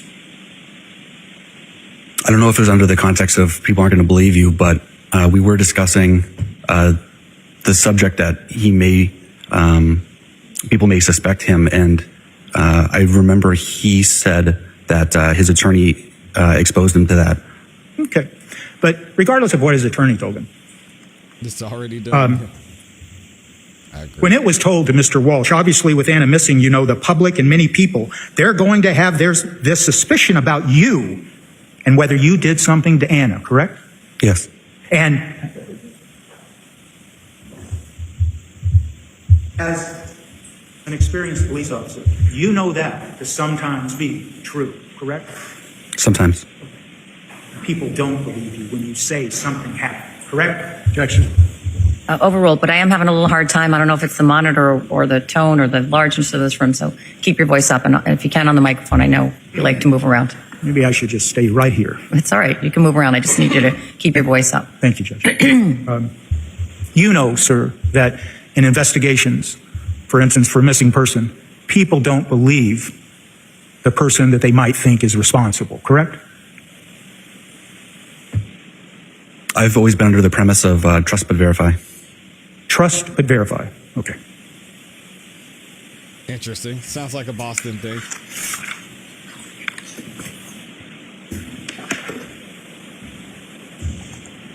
That's all I have. Thank you, sir. Redirect. No, Your Honor. The witness may step down. Thank you, Your Honor. There it is, man. Shout out to Harrison Schmidt, the initial guy who did the investigation into Brian Walsh. I think he did a great job. This investigation sounds pretty thorough. Maybe he missed a couple of things, but nothing that was crazy important. Got MSP involved, and I'm sure we're going to hear from some of our favorite MSP troopers. It's going to be interesting coming up. We're going to see a familiar face coming up here next. Y'all make sure you stay tuned. Let me know what you think in the comments in the chat. Shout out to the gang. Y'all are saying this guy's cooked already. We got 14,000 of y'all in here. Oh my gosh. Shout out to Amy for spreading the word and bringing y'all over. If you haven't yet, make sure you like the video on your way in. Show some love. It's free. It takes less than a second. And that's all I ask for. I beg for likes religiously, and I'm not ashamed of it either. Let's go ahead and get back into it, see what's going on here. We've got our next witness coming up. A little bit of a familiar face. Y'all Commonwealth may call its next remember witness. this from the Karen Reed trial. Here we go. Commonwealth calls Trooper Nicholas Garino. We got Trooper Garino back in here.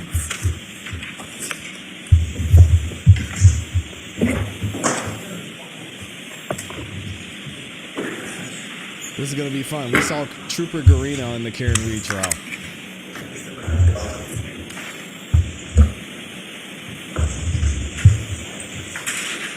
Oh man, looks like Standing face the clock for me.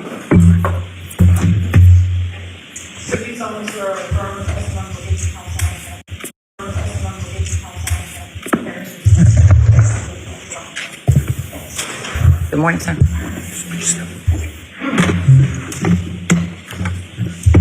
Awesome. Thank you. And you may proceed. Thank you so much, Your Honor. Good morning. Good morning. Could you please state your name for the record and spell your last name, sir? Nicholas Guarino, Guarino. And how are you employed, sir? I'm a trooper with the Massachusetts State Police. And how long have you been a trooper? A little over 10 years now. And what is your current assignment? Currently assigned to the Norfolk County District Attorney's Office. And how long have you been assigned there? November 2019, so 6 years-ish. About that. Shout out to Michael. And what are your Morrison. responsibilities at the Norfolk County District Attorney's Office? I do digital forensics, and I'm a sexual assault investigator, as well as assist on homicide cases and narcotics cases. Trooper, you're currently on a medical leave due to a work-related injury. Is that correct? Yes, that's correct. And can you tell this jury about your educational background? Yes, I went to Westfield State College. I have 2 bachelor's degrees in criminal justice and mass communications. And can you also tell the jury about any kind of specialized training that you have in forensic examinations in order to be a forensic examiner? So I've taken numerous Celebrate classes. They're 40-hour certification courses, as well as other online trainings with National White Collar Crime and Magna Forensics, which is another forensic company, and Burla Motor Vehicle Forensics. So I'm going to ask you a little bit about those. What is Celebrate? Celebrate is specialized software and hardware to download and extract data from digital devices. And Celebrate is the name of the company? Yes, it is. Okay. Yes, we know. And is that a private company? Yes, they are. And what is Magnet Forensics? Magna Forensics is also a forensic company to download and extract digital devices as well. Okay. And do you have certifications from any of the companies? Yes. Celebrate, I've taken 4 or 5 of their classes. CCO, CCPA, which is their extraction software. They teach you how to use it and extract devices. Celebrate Mobile Forensics, their Cert F class, which is to repair and fix digital devices and cell phones. So if you have something that breaks, you can still get the data from it. CASA, which is their advanced database software class to go into the databases of the software, the devices we get, and also CAF, which is Celebrate Apple Forensics Fundamentals, I believe is the acronym, for Apple devices and MacBooks. So you received certifications for all of those trainings? Yes, I did. Okay. And how do you get the training? How do you get the certification from the training? So it's a 40-hour week-long course in person with book learning and then hands-on training. And then at the end of the week, you take a test to show proficiency, and if you pass, you get the certification. And you were able to pass those? Yes. Do you have specialized training for Apple products? Yes, that's the CAF class that I took. Okay. So prior to being a Massachusetts State Trooper, did you have any law enforcement background? Yes, I was a Norwood police officer for just under 11 years. And any military background? Yes, I was in the Army National Guard for 7 years. And have you previously testified about examination of digital forensics? Yes, I have. Thank you. Your Honor, would this be a time that you'd like me to stop before I begin the full examination for the break? Sure. Jurors, we're going to take the morning break, and we'll see you back in about 20 to 30 minutes. All right, support, please. Close your notebooks, follow me.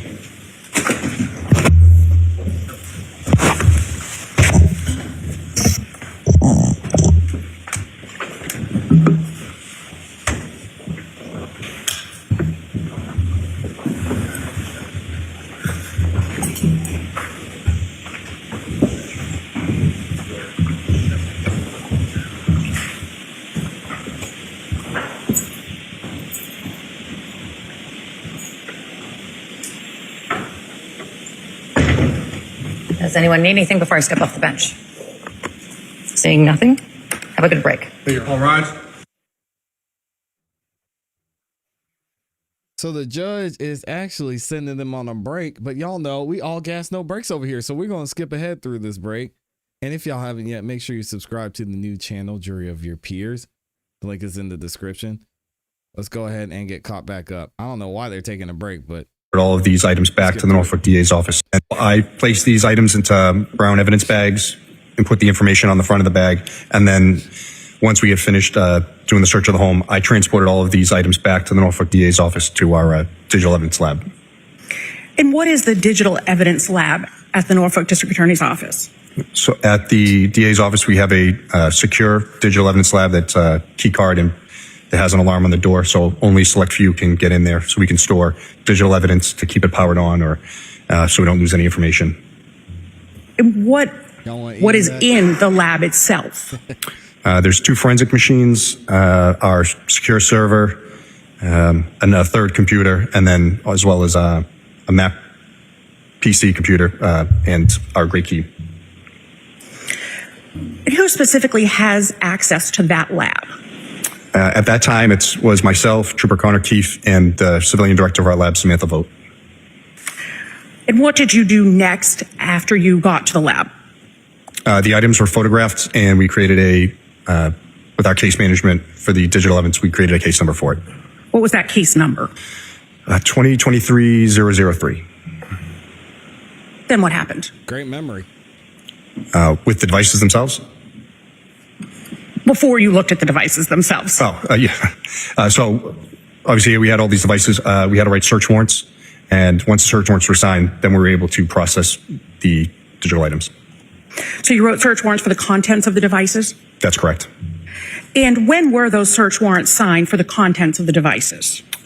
January 10th of 2023.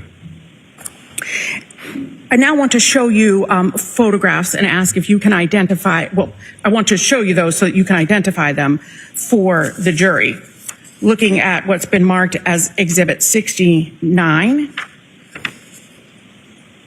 What is this? So this is the black iPhone SE. On the back is our label that we created. It says 2023-0003 is an extra 0. _1, showing that's the first item of this case. And 70 next, please. This is the front of that same iPhone. Going to 71. This is the gray MacBook, item number 3. As you can see the _3, and it says the model and serial number. 72. Just a wider version of the same MacBook.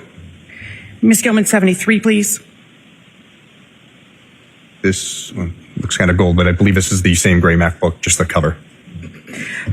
Ms. Gilman, if you could now go to 74. This is the iPhone 13 mini, item number 5. And the case has been taken off of that now? That's correct. 75, please, Ms. Gilman. And that is the front of the device. 76, please. Just to show that the phone is the passcode, it's locked. Same device. Same device, yes. 77, please. Again, front of the phone showing that it was still active and getting messages. And 78, please. This is the Apple iPad Mini 6, I believe, item number 7. It says, again, shows the model and serial number of the device. You can take that down, Ms. Gilman. So all of those devices and all of the devices that you see is pursuant to a search warrant at the Walshe home at 516 Chief Justice Highway in Cohasset were all Apple products. Is that correct? Yes, that's correct. And Apple gang. what are Apple devices? Apple devices, they're just a brand of digital devices, phones, MacBooks, iPads, they're all electronic devices. That's the manufacturer? That's correct. What is an Apple ID? So the Apple ID is a personalized ID for your Apple devices that can be used to download apps, go to the App Store, download music, movies, whatever you please. What does a person use their Apple ID for? As I said, to download items, set up the accounts, it's usually an email address, and then they're able to sync other devices with it if need be. Can a person have more than one Apple ID? Registered to a device, yes. How can an Apple device be secured? Either Face ID or 4 or 6-digit passcode. or alphanumeric as well. What is a web browser? The web browser is whatever program you're using to view the internet, whether it be Microsoft Edge, Safari, Google Chrome. You mentioned Safari. What specifically is Safari? So Safari is Apple's web browser that they have installed on all their devices. Can other web browsers be used with Apple devices? Yes. So I want to talk now about forensically examining devices. When did you begin forensically extracting or making forensic copies of the devices that you seized from the house with the search warrant? After the search warrants were signed, the 10th we began extracting, but we're limited to one gray key machine, so we have to place one on it, download it, and then we can swap the devices to the next and so forth until we get through everything. And did any other troopers assist you with the extraction or copying of the devices? Yes. Detective Lieutenant Ed Keefe, Lieutenant Sean Quirk, and Trooper Connor Keefe were all assisting. You've discussed Trooper Connor Keefe before, but who are Lieutenant Sean Quirk and Detective Lieutenant Ed Keefe? At the time, both of them were part of the cybercrime unit for the Mass State Police. In general, what is a forensic copy of a device? When we create a digital copy of the device, it's all the information that we're able to obtain from the device that we can work from as to not use the device itself and change anything in it. So we always work from that copy to make sure that nothing's changed for, if we have to ever re-image it or if the item's returned, we won't have the device in our hands. How do you keep from changing the data on the original device when you're making a forensic copy? We employ write blockers. Write is in like WRITE writing. So we can't write to the device. It only writes from the device. So it's a one-way street. That way we can get the information and not change anything on the devices themselves. And where is the original device kept after it has been forensically copied? If the item was given on consent, we'll return it as soon as possible. If it's evidence, then it'll get tagged with an evidence number and placed into our evidence room. So now I want to talk about the MacBook, the item number 3 that was labeled, the gray MacBook. How did you make a forensic copy of the MacBook? So for MacBooks, we can't use gray key, so we have to use, I use Cellbrite Digital Collector. It's basically a write blocker that plugs into the MacBook itself, and we're able to do a live acquisition of the device to a separate hard drive, creating a copy of everything that's there. So after you make a copy, then what do you do? I place that onto our external storage device for the Apple system that we had. And then what do you do? And then we'll load it into whatever forensic program we're going to use. So for the MacBooks, I used Axiom program made by Magnet Forensics. And did you ensure, again, that you used a write blocker for this as well? Yes, that's correct. And what did you do with the MacBook after the data had been extracted before you began to analyze? It was placed back into evidence. And where is that MacBook, the original MacBook that was taken from the Walshe residence? Where is that right now? It's at the Norfolk DA's office in our evidence room. Nice. What was the date range? Sorry about that. What was the date range that the search warrant allowed you to examine on that MacBook? December 25th of 2022 to January 8th of 2023 when we seized the device. And you said that you used Magnet's Forensic Axiom? Yeah, Magnet Forensics Axiom is the name of their program to view the hard drive contents. And did that allow you to determine if there was an Apple ID associated with that MacBook computer? Yes, it did. And was there an Apple ID associated with the computer? Yes, it was brw@10saleconsulting.com. And was there a name associated with the device? Yes, Brian's MacBook. How is data stored on a MacBook computer? Similar to a PC, they have a hard drive or solid state drive. The information just gets saved to the hard drive.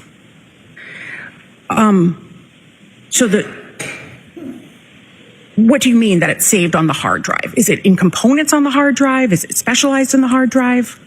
Yes. So Apple products save to a knowledge C database, which is Apple's way of, it's like the C drive in a Mac and a PC computer. It's just where the information is located into different parts of the computer. Does a MacBook store data of websites visited by the device? Yes, it does. Does a MacBook computer store the search terms a user inputs into the device? Yes, it does. Where on the device is that data stored? In that knowledge C database, the actual database, if you drove down into it, is the history.db database, which keeps all of your internet history. Okay. It's like a folder in a regular computer. And is that data automatically stored? Yes. During the examination of the data from the gray MacBook, which is item number 3 from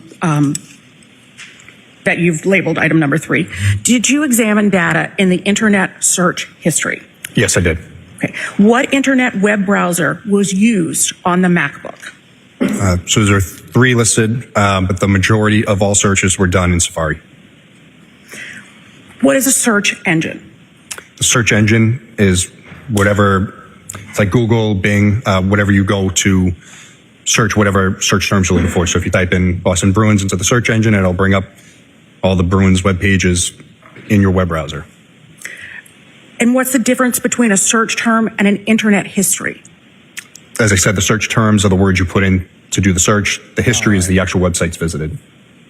Using the parameters from the search warrant from December 25th of 2022 to January 8th of 2023, were you able to compile the Safari internet search history from the MacBook, which was labeled in your lab as item number 3? Yes, I was.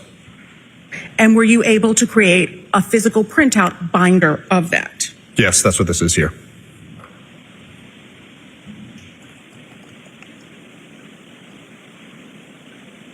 Your Honor, that has been pre-marked as exhibit number 79, this binder. I guess she's got to ask. Are you offering it? I am offering it as the next exhibit, please. I'll see counsel at the side of the bench.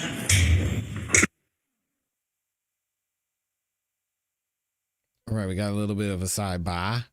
Let's skip ahead and see if we can figure out what's going on. And they're still at the sidebar now. Oh, my bad, y'all.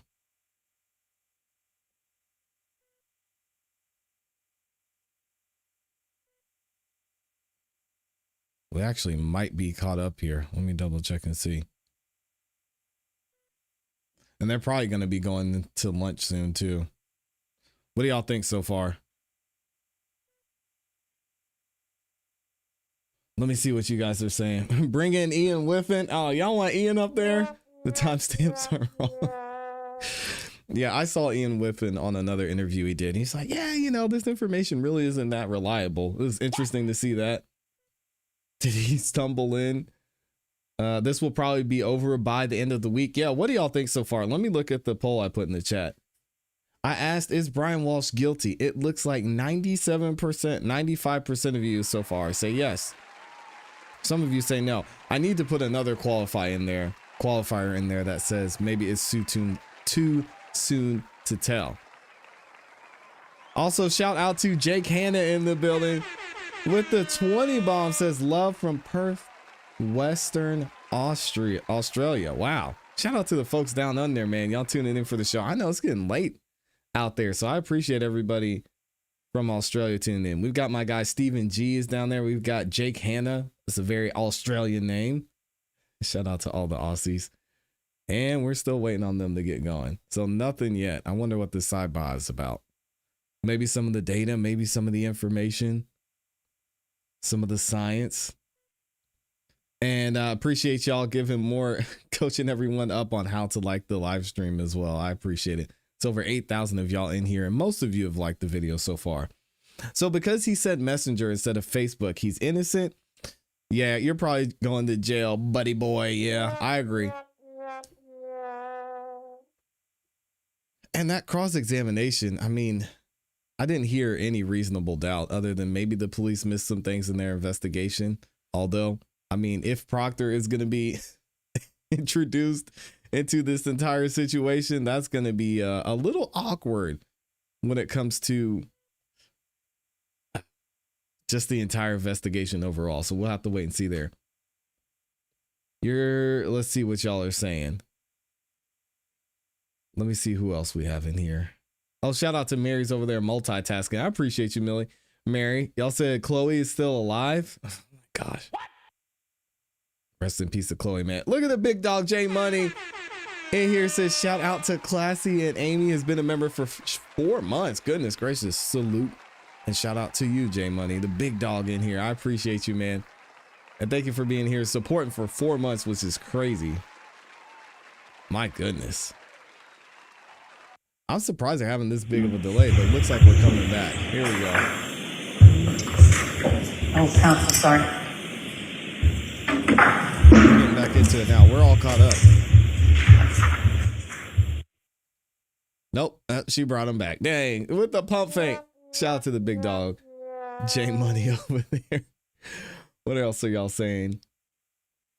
This state, what case is this state from? It is in Massachusetts, right there in the Commonwealth. Shout out to everyone saying what's up. Are they going for the death penalty on this case? Not that I'm aware of. And remember, Brian's already pled guilty to the 2 counts in this one. And I brought him up yesterday. Let me actually go through them and read this here. So on November 18th, Brian Walshe pleaded guilty to 2 of the 3 charges against him. The first count was misleading police. Obviously, he lied to the police. We heard that multiple times throughout today and yesterday. Improper conveyance of a human body, admitting he disposed of his wife's body or remains without lawful authority. Now, from what the defense was saying in opening statements, it sounds like that their defense is going to be Brian was laying in bed with Anna. He woke up and she was dead. That's what we're hearing so far. So we'll have to wait and see.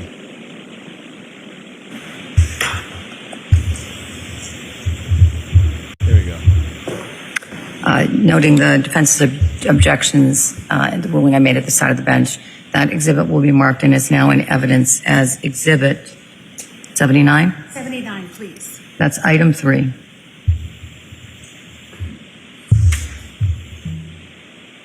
That is, for the record, it's the item 3 extraction report, the gray MacBook Pro.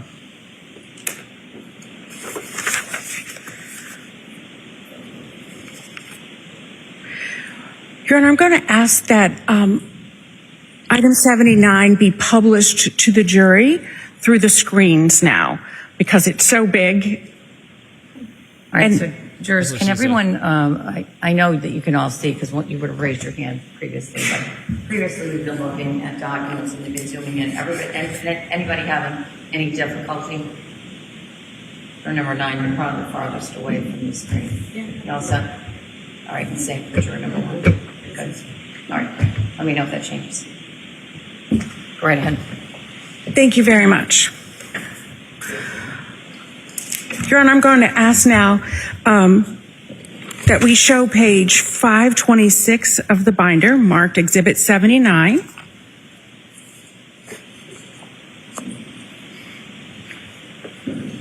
Trooper, what does URL mean? The URL is the website that the user is on. And what is the last visited date and time?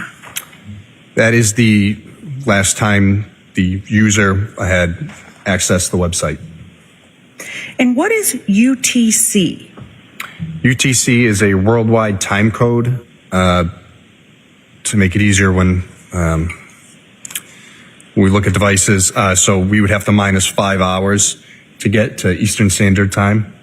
So if you look here where it says last date and time visited, UTC-0500, that is showing that I've minus the 5 hours. So the software has done that for us. You've checked off something, so the software does that? Yes, that's correct. Because during the summertime, it would be minus 4 hours. So we want to make sure we're in the right time zone.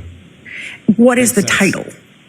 title? Title is the name of the website. If you looked at the top of like the web browser bar, that would be the title. And who created the title of the web page? That's done automatically through the website. What is the visit count? Visit counts how many times the user has visited that website. What is the visit source?